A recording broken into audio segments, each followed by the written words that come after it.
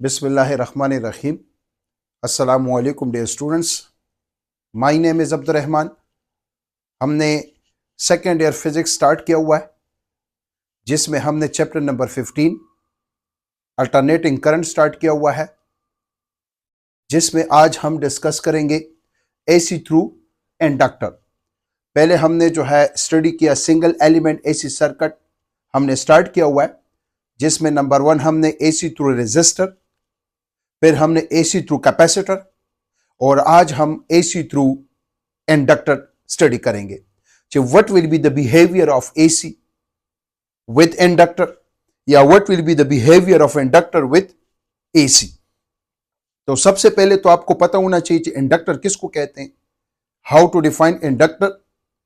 So inductor is defined as a coil which has negligible resistance and high self inductance is known as inductor.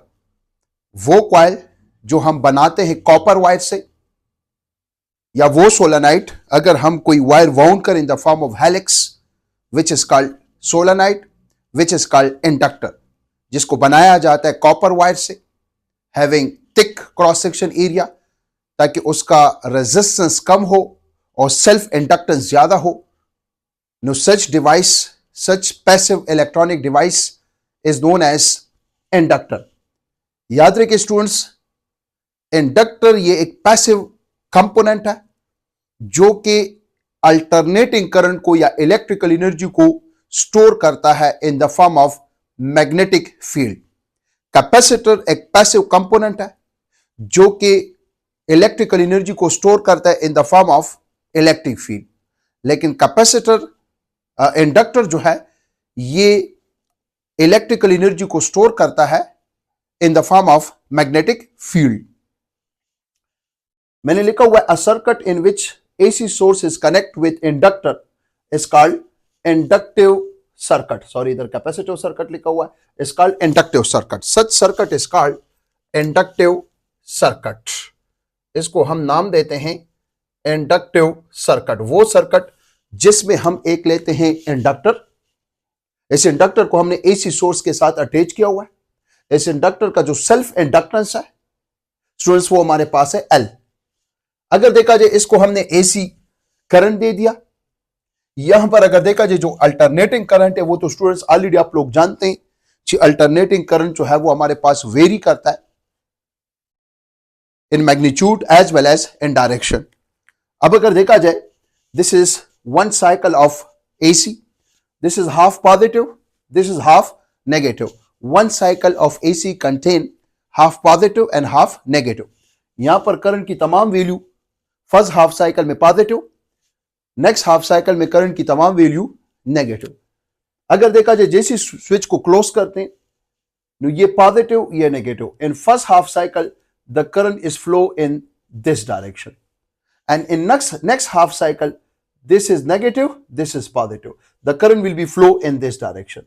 It means the AC current will be in AC, the charges will be oscillate. This is positive, this is negative. In first half cycle, the current will be flow in this direction. And in next half cycle, this is negative, this is positive. The current will be flow in this direction. याद रखिए students, अगर देखा जाए ये 4 quarters है, first, second, third, fourth. ये 4 quarter मिलके एक साइकिल बनाता है। इधर मैंने लिखा हुआ है कि in first quarter cycle, this is a first quarter cycle from 0 to, let's suppose from 0 to 90, फिर 90 टू 180, फिर 180 टू 270 और 270 से 360। In first quarter cycle inductor store electrical energy in the form of magnetic field. In second quarter cycle inductor release energy. First quarter cycle में inductor electrical energy को store करता है in the form of magnetic field. Next quarter cycle from 90 to 180 ये वापस source को दे देता है। In third quarter cycle it store energy. Third quarter cycle means 180 to 270, it store energy in opposite direction में store करता है in the form of magnetic field. और लास्ट क्वार्टर साइकिल में फ्रॉम 270 टू 360 ये वापस सप्लाई को energy देता है। इसका मतलब है इन one cycle inductor first quarter cycle में एनर्जी को स्टोर करता है, नेक्स्ट क्वार्टर साइकिल में वापस सोर्स को देता है, थर्ड क्वार्टर साइकिल में अपोजिट डायरेक्शन में स्टोर करता है in the form of magnetic field, और फोर्थ क्वार्टर साइकिल में वापस सप्लाई को देता है। जो काम कैपेसिटर का है वही काम इंडक्टर का है, लेकिन कैपेसिटर फर्स्ट क्वार्टर साइकिल में स्टोर करता था in the form of electrical energy, और in the form of electrical energy means in the form of electric field.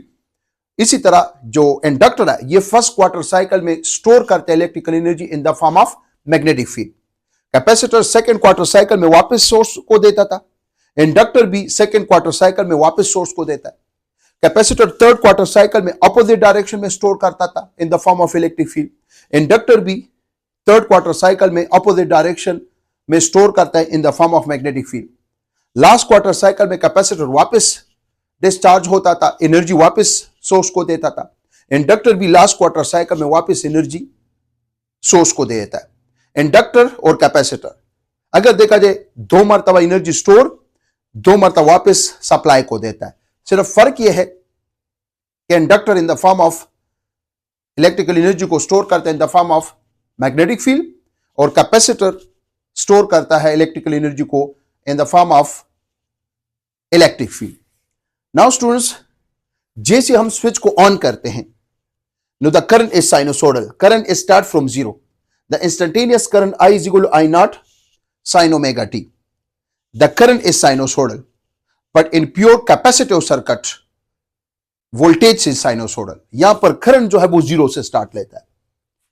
अगर देखा जाए यहां पर ये तो अल्टरनेटिंग करंट है, नो चेंज इन करंट इस इंडक्टर को मिल जाता है, जिसकी वजह से ये चेंज इन करंट को अपोज करता है, जो कि ऑलरेडी हमने इससे प्रीवियस चैप्टर में पढ़ा हुआ है। इंडक्टर का काम यह है कि ये चेंज इन करंट को अपोज करता है, और चेंज इन करंट के अपोज की वजह से change in magnetic flux linkage, और change in magnetic flux linkage की वजह से सेल्फ इंड्यूस ईएमएफ पैदा हो जाता है। इस कॉइल के अंदर, इस सोलेनॉइड के अंदर, इस इंडक्टर के अंदर जो सेल्फ इंड्यूस ईएमएफ मींस जो वोल्टेज पैदा हो जाता है, the EMF is equal to L which is self inductance delta I divide by delta T. The rate of change of current is equal to self induce EMF, क्योंकि current में change आ रहा है और चेंज इन करंट को यह oppose करता है, जिसकी वजह से सेल्फ इंड्यूस ईएमएफ प्रोड्यूस हो जाता है। इस आई की जगह इक्वेशन नंबर 1 की वैल्यू पुट करें, put equation 1 in equation number 2। So EMF means voltage, L अपनी जगह पर, delta by delta t, I की जगह I not sine omega t. Student, this is delta divided by delta t, this is called derivative. I naught constant है, maximum current इसको बाहर निकालें, V instant is equal to L I naught delta divided by delta t. Engineering के students तो easily इसको understand कर सकते हैं, क्योंकि वो तो ऑलरेडी सेकेंड ईयर में यही डेरिवेटिव इंटीग्रेशन पढ़ते हैं। डेरिवेटिव कहते हैं change with respect to time in a quantity, it's called derivative. Medical के स्टूडेंट्स को बस पता होना चाहिए कि delta divided by delta T sine omega T is equal to omega cos omega T.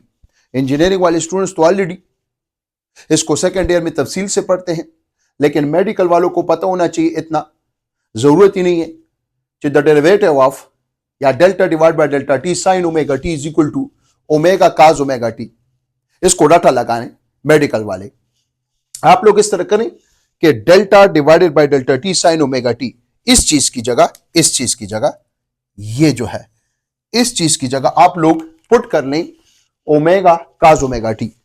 So L into I naught अपनी जगह पर, और delta divide by delta, delta divided by delta to sine omega T की जगह आ जाएगा omega into cos omega T. Omega T means theta, when omega T is equal to zero, when theta is equal to zero. अगर theta को हम zero put कर लें, omega T को जीरो पुट कर लें, नो कॉस जीरो इज 1, इधर आ जाएगा 1। So the voltage will be maximum which is equal to L self inductance, I naught maximum current, omega is the angular frequency of the alternating quantity. और यहां पर ये जो ओमेगा है, ये एक्चुअली जो एसी जनरेटर में रेक्टेंगुलर कॉइल है, सही था, जो कि रोटेट करते हैं, उसकी एंगुलर फ्रीक्वेंसी कहलाती है। अब अगर देखा जाए V naught is equal to L I naught omega, आप लोग इस तरह पुट करें कि L I naught into omega, इसकी जगह आप लोग पुट कर लें V naught. So V instant is equal to V naught cos omega T. This is equation number 6। जो करंट था इंडक्टर में वो साइनोसोडल था, लेकिन जो वोल्टेज है V instant is equal to V naught cos omega T. जो voltage है वो हमारे पास साइनोसोडल नहीं है, बल्कि the voltage is vary with cos of the phase angle. जो बिल्कुल उल्टा है। किसके उल्टा है? कैपेसिटिव सर्किट के। कैपेसिटिव सर्किट में वोल्टेज साइनोसोडल था और करंट कोसाइन था। यहां पर इंडक्टिव सर्किट में करंट साइनोसोडल है और वोल्टेज क्या है? कोसाइन है। अब अगर देखा जिसको मैं प्लॉट करता हूं, बस सिर्फ आपको पता होना चाहिए कि in pure resistive circuit current भी साइनोसोडल था, वोल्टेज भी साइनोसोडल था। In pure capacitive circuit voltage sinusoidal था, करंट कोसाइन था, साइनोसोडल नहीं था। But in inductive circuit current sinusoidal है और वोल्टेज जो है वो हमारे पास कोसाइन है। लेट्स इसको मैं प्लॉट करता हूं students. Omega means angle, sine और कास। अगर sine 0 is 0, sine 90 1, sine 180 0, sine 270 -1, sine 360 0, cos 0 1, cos 90 0, cos 180 -1, cos 270 0, cos 360 1। इसको मैं प्लॉट करता हूं। अगर एक्स एक्सिस पर मैं थीटा ले लूं विच इज ओमेगा टी, और वाई एक्सिस पर मैं करंट या वोल्टेज ले लूं, दोनों भी ले सकता हूं। पहले मैं प्लॉट करना चाहता हूं करंट को, क्योंकि करंट साइनोसोडल है। Current is sinusoidal. नाउ अगर मैं if theta is 0, no sine 0 is 0, 0 multiply something 0। No current कहां से स्टार्ट लेता है? वो 0 से स्टार्ट लेता है। Current start from 0। Current start from 0। If theta is 90, sin 90 is 1, 1 into I naught, I naught.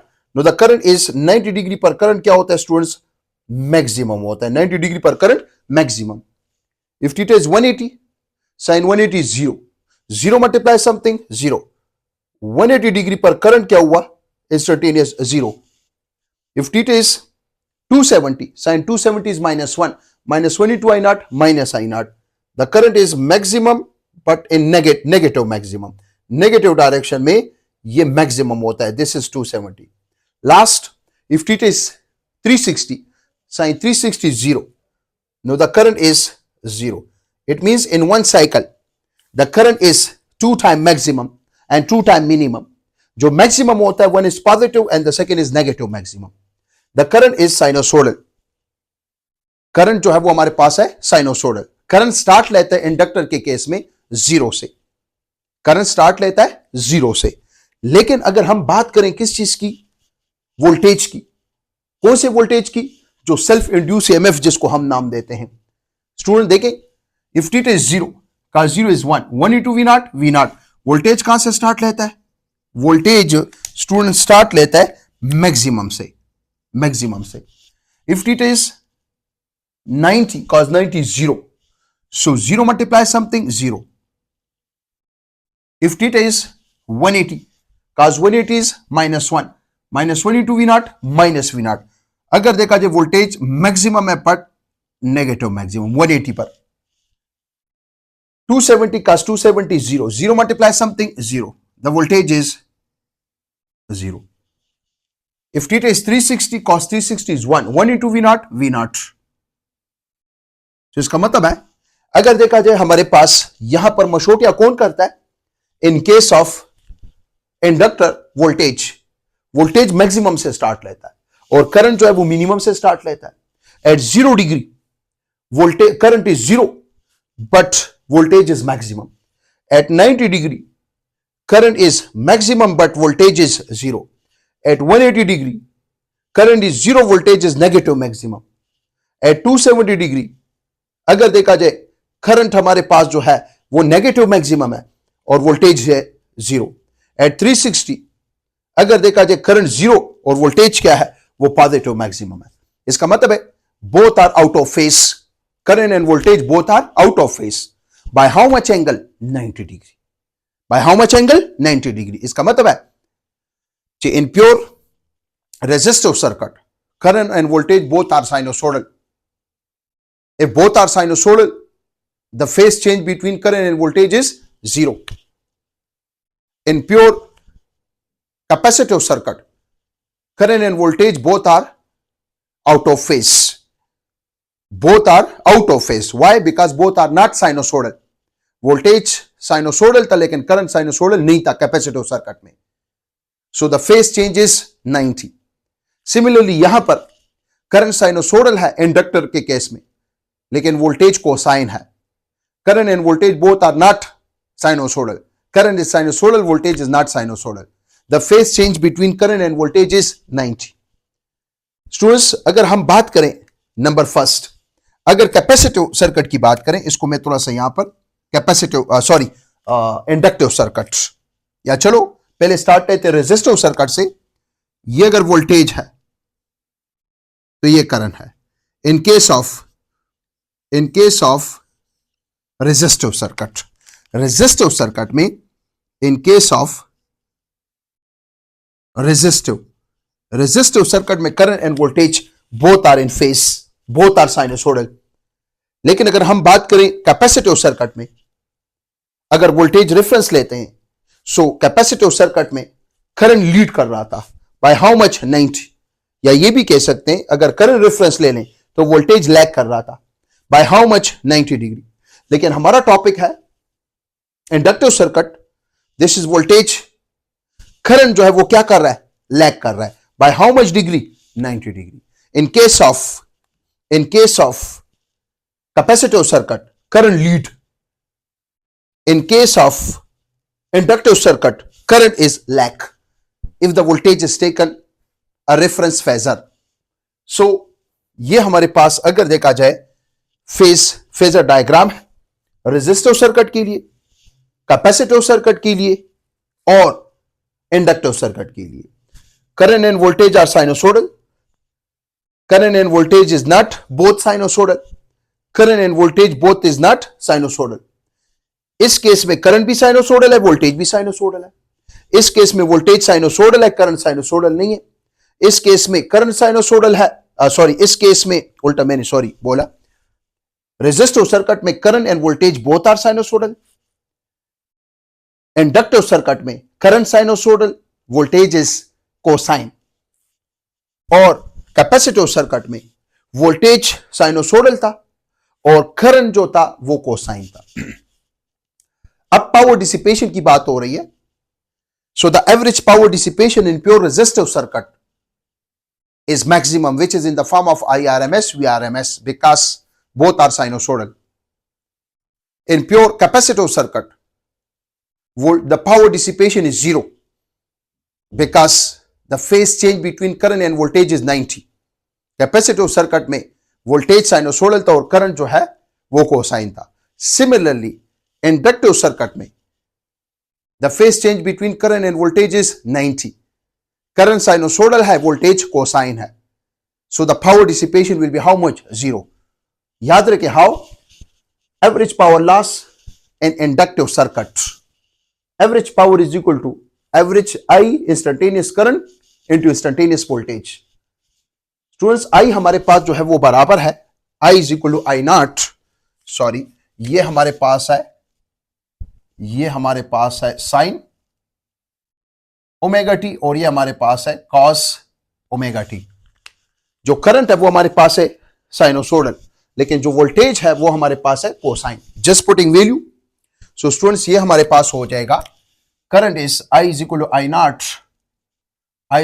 I not sine omega T और voltage is equal to V nought cos omega T. ये हो जाएगा cos I nought V nought, इसको बाहर निकालें, ये हो जाएगा साइन ओमेगा टी. यहां पर रह जाएगा साइन और यहां पर रह जाएगा cos. Now remember student, in one cycle the average value of product of cos omega t and sine omega T is equal to 0.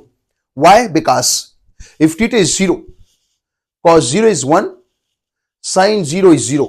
1 multiplies 0, 0. If theta is 90, cos 90 is 0, sin 90 is 1. 0 multiply 1, 0. If theta is 180, cos 180 minus 1, sin 180 is 0. Minus 1 multiply 0, 0. If theta is 270, cos 270 is 0. Sin 270 is -1. 0 multiply -1, 0. If theta is 360, cos 360 1, sin 360 0. 1 multiply 0, 0. So इधर put कर लें 0. 0 multiply something, 0. Now the average power dissipation through inductor is 0. Why? Because inductor as well as capacitor store energy. Inductor store energy in the form of magnetic field.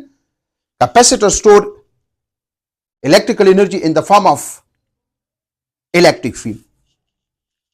In case of AC, inductor does not dissipate energy. Inductor energy को dissipate नहीं करता, बल्कि क्या करता है, first quarter cycle में, first quarter, ये first quarter cycle है, इसमें स्टोर करता है in the form of magnetic field. Store किसके फॉर्म में? बी के फॉर्म में. और सेकेंड क्वार्टर साइकिल में वापस करता है, रिलीज करता है. किसको? सोर्स को. थर्ड क्वार्टर साइकिल में, थर्ड में स्टोर करता है ऑपोजिट डायरेक्शन में. Store in the form of magnetic field in opposite direction. और लास्ट क्वार्टर साइकिल में वापस क्या करता है? रिलीज करता है. किसको रिलीज करता है? सोर्स को वापस कर लेता है. तो इसका मतलब है जो इंडक्टर है वो एनर्जी को डिसिपेट, इलेक्ट्रिकल एनर्जी को डिसिपेट नहीं करता, क्योंकि current and voltage both are out of phase. Capacitor electrical energy को डिसिपेट नहीं करता क्योंकि current and voltage both are in phase, out of phase. Resistor current resistor के केस में current and voltage both are in phase, जिसकी वजह से अगर देखा जाए average power dissipation is in the form of IRMS, VRMS.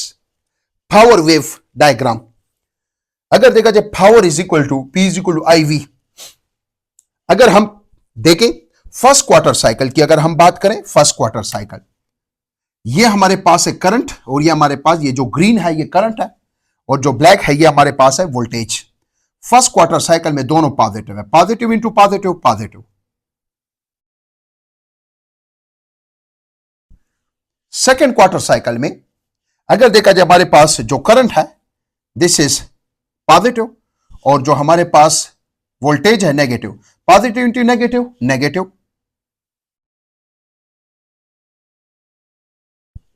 Third quarter cycle में अगर देखा जाए, जो हमारे पास है current negative, voltage negative, negative into negative, positive.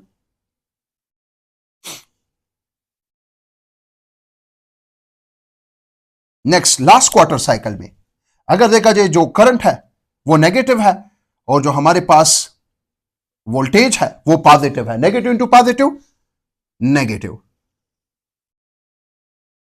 This is called power wave. Power wave student, इसको हम नाम देते हैं किस चीज का? पावर वेव का.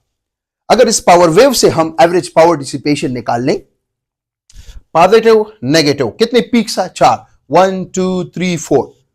So positive negative, positive negative divide by 4, positive negative, positive negative divide by 4. तो एवरेज पावर डिसिपेशन कितना आ रहा है स्टूडेंट्स? 0 आ रहा है. सो सिंपल हमने ये पढ़ा स्टूडेंट्स, AC थ्रू इंडक्टर. उसमें हमारे पास इंडक्टर इस तरह डिवाइस है कि जिसका रेजिस्टेंस स्मॉल और अपोजिशन ऑफर जो है, जिसको सेल्फ इंडक्टेंस कहते हैं, वो हाई होता है. ये एक पैसिव कंपोनेंट है जो कि हमारे पास एनर्जी को स्टोर करता है in the form of magnetic field. अगर देखा जाए, इसमें करंट 0 से स्टार्ट लेता है, लेकिन वोल्टेज मैक्सिमम से स्टार्ट लेता है. करंट साइनोसोडल है, वोल्टेज कोसाइन है. मशोटिया कौन करता है? वो हमारे पास वोल्टेज करता है, क्योंकि थीटा 0 पर करंट 0, थीटा 0 पर वोल्टेज मैक्सिमम से स्टार्ट लेता है. Current and voltage both are out of phase by how much? 90 degree. अगर देखा जाए, जो करंट है वो लैग कर रहा है, ये भी हम कह सकते हैं कि current is lag and voltage is lead in pure which circuit? Inductive circuit. The average power dissipation is 0. Inductor first quarter cycle में एनर्जी को स्टोर करता है in the form of B, वापस करता है, रिलीज करता है सोर्स को, फिर स्टोर करता है in the form of B, फिर वापस करता है. तो स्टूडेंट्स, सिंपल अल्फाज में हमने ये पढ़ा कि number 1 AC through resistor. Resistive के केस में current and voltage both are in phase, current and voltage both are sinusoidal. The average power dissipation is maximum which is in the form of IRMS VRMS। 3 बातें हमने सीखी। In pure capacitive circuits अगर देखा जाए voltage और current जो कि दोनों अगर देखा जाए हमारे पास साइनोसोडल नहीं थे, वोल्टेज साइनोसोडल था कैपेसिटिव सर्किट में और करंट कोसाइन था। करंट और voltage both are out of phase by 90 degree. और अगर देखा जाए हमने यह भी कहा था कि the average power dissipation is 0 और कैपेसिटर एनर्जी को स्टोर करता है in the form of magnetic electric field. फिर हमने कहा कि हमारे पास इंडक्टिव सर्किट जिसमें current and voltage both are not sinusoidal, जिसमें करंट साइनोसोडल है लेकिन वोल्टेज कोसाइन है, जिसमें current and voltage both are out of phase by 90 degree, जिसमें एवरेज पावर डिसिपेशन 0। तो ये कुछ ऑलमोस्ट एक टॉपिक में 3 MCQs है which is very very important specially for MTCAT। अभी भी 2025 में एक MCQ आया था in capacitive circuit which one of the following is lead. So your answer should be capacitive circuit में हमारे पास जो लीड कर रहा था वो कौन लीड कर रहा था? करंट जो है वो हमारे पास कैपेसिटिव सर्किट में लीड कर रहा था। इंडक्टिव सर्किट में वोल्टेज हमारे पास लीड करता है। सही था स्टूडेंट्स? सो ये हमारे पास आज का लेक्चर था। इंशाल्लाह मिलेंगे नेक्स्ट लेक्चर में। Thank you so much. Best of luck. खुदा हाफिज।